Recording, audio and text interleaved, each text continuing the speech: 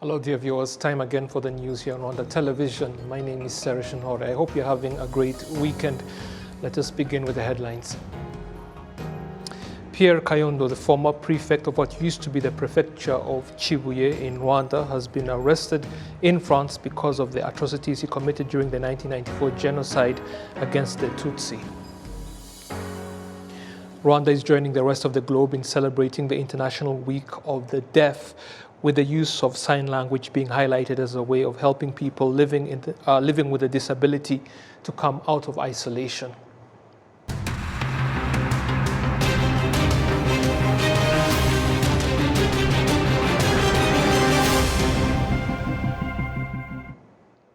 Now the details. Thank you for taking the time to join us. Pierre Kayondo, the former prefect, that is, of what used to be the prefecture of Kibuye here in Rwanda, has been arrested in France because of the atrocities he committed during the 1994 genocide against the Tutsi. The genocide suspect has been indicted for genocide as well as complicity in genocide, complicity in crimes against humanity, and conspiracy to commit those crimes. As a prefect and member of parliament, he is known to have actively participated in the organization of the atrocities that were committed in Ruhango and Tambwe in what used to be Gitarama prefecture by allowing the constitution of Interahamwe militia groups, by providing weapons and participating in the meetings that planned and implemented the atrocities in those areas. Now to social matters. The deaf and mute here in Rwanda have noted that most of the general population in the country do not know how to sign, that is, use the sign language that they use, which is an obstacle for them when it comes to finding themselves within society and coming out of isolation. This was noted as the 23rd of September marks the International Day of the Deaf. Adam Squeezera with the details.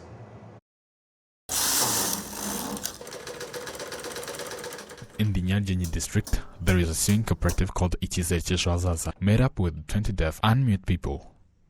They started sewing activities in 2018 with the aim of developing themselves and their families as well, while right after, they also started activities related to agriculture.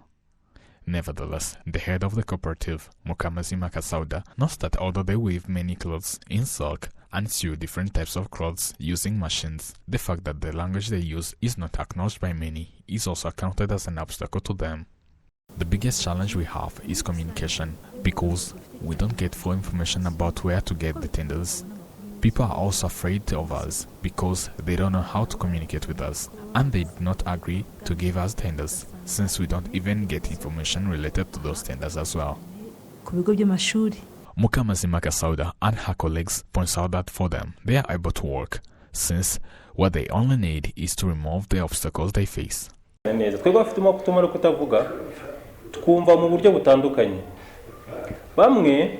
We who have deaf and mute disability, we communicate differently. Some could listen a voice but not understand it the same way with his colleague, since there are even some who read lips and understand.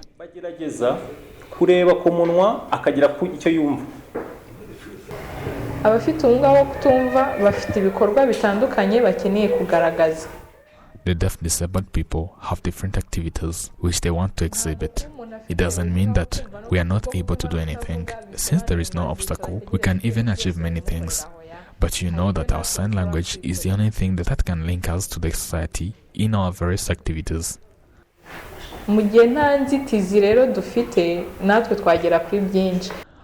Augustine Munyageyo, the president of the Rwanda Union of Deaf, also noted that awareness on the promotion of this sign language is needed, hence to improve the inclusiveness.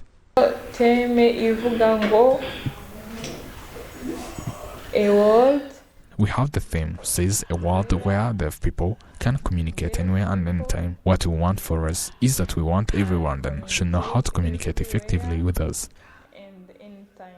According to the World Federation of Deaf, there are more than 70 million people with this disability across the world, where 80% of them live in developing countries. In total, all those use more than 300 sign languages that helps them to unite and communicate.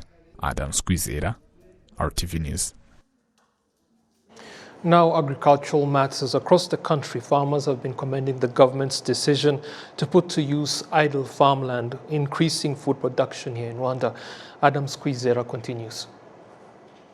Mukachimenyi Anastasie, a resident in Kansas sector, Bugesera district, she stated that recently she was given authority to start cultivating the field that was left idle for a long time ago. Same to Janet Nikuze, who lives in Gahanga sector, Chichicher district.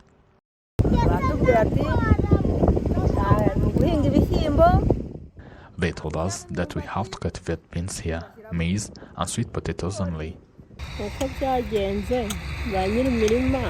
The owners of those fields left them idle. That's why those who are responsible for agriculture say that those who are eligible could come and cultivate them. However, there are fields that have not been cultivated for a long time, while till now there is even no plan to cultivate them. There are some residents of this district in Naramad sector who spoke to RBA.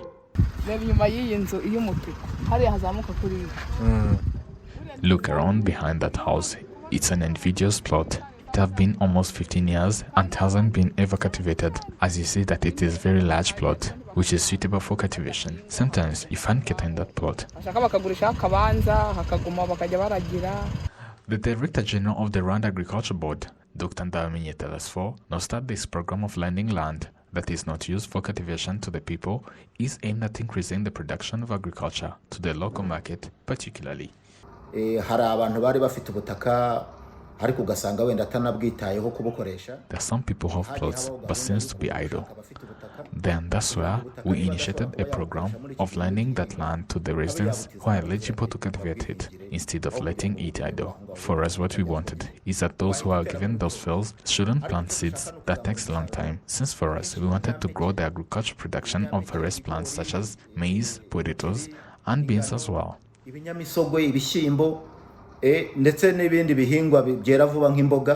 The Rwanda Agriculture Board shows that the level of preparation of fields has now reached to 90% on an area of 786,000 that must be prepared and planted with selected crops in this season. Adam Squizera, RTV News. Now, here in Kigali, some residents have expressed a desire that land vacated because it was deemed as a high-risk zone when it comes to natural disasters like landslides and flash floods be put to use in some other way instead of sitting idle.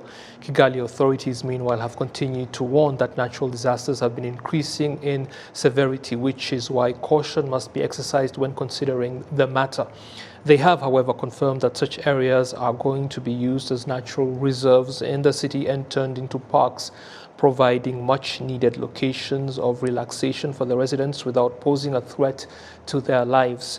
So far, 4,300 families in Kigali city have been relocated from different high-risk zones, with another 2,809 yet to be relocated as the effects of climate change intensify. Now, youth here in Rwanda have been urged to avoid the legacy of the bad history and prioritize peace-building activities in the country. This was reiterated during the launch of the book called Gwiza Mahoro that was written by Father Theogene Iyakaremye. Adam Squizera with the details. The end of 20th century in Rwanda was marked by division brought by colonialism and also supported by the bad politicians who harbored hatred that led to the genocide against Tutsi. According to Francis Gasimba, who highlighted the major things that young people need to know about the history particularly. It's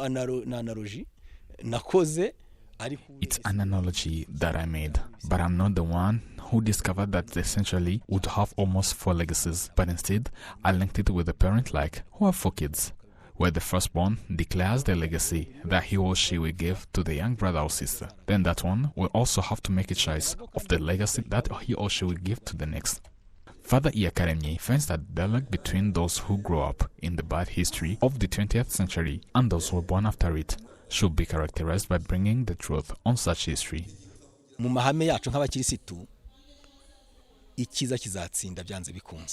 In our principles as Christians, it is that the good will win. The fact that I have that hope makes me stronger from not giving up of doing good things and educating good things regardless to those who do evil. That's the only secret.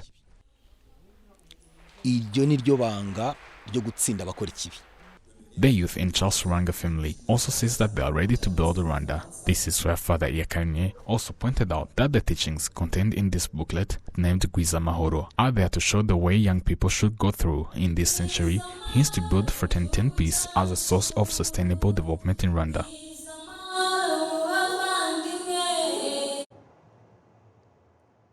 Thank you, Adams, for those reports. Now, rice processing plants in Rusizi district in the Western province are saying that they have nothing left in their stocks, despite the fact that rice was harvested from the Bugarama Valley in that area less than 2 months ago. Quite a different scenario than in past years when rice farmers in the region used to complain that they do not have enough markets to sell their produce.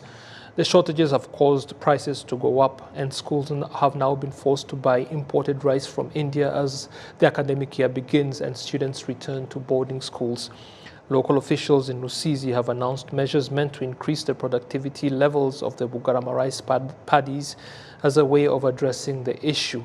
Surprisingly, rice production in the valley has been steadily increasing despite the shortages, with a recorded 6,778 tons grown during this season, up from 6,500 tons during the last. There have been circulating rumors, however, of local wholesalers withholding the rice on purpose so as to drive up the price before selling it in the near future.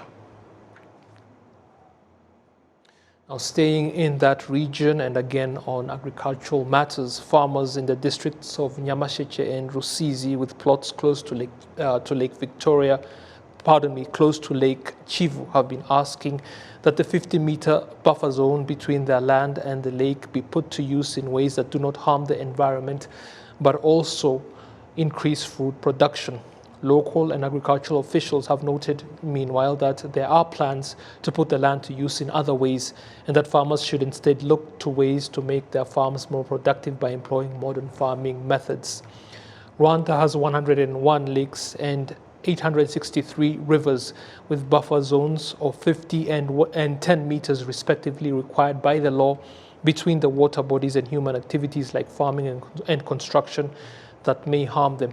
The buffer zones can be used for research purposes or other activities that can benefit local communities, but only with the authorization of the Ministry of Environment.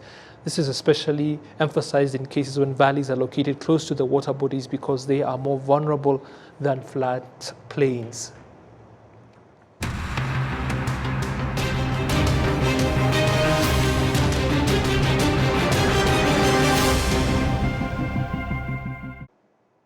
Those were the headlines. We thank you so much for taking the time to join us for this edition. Join me again on Sunday. I'll see you soon. Goodbye.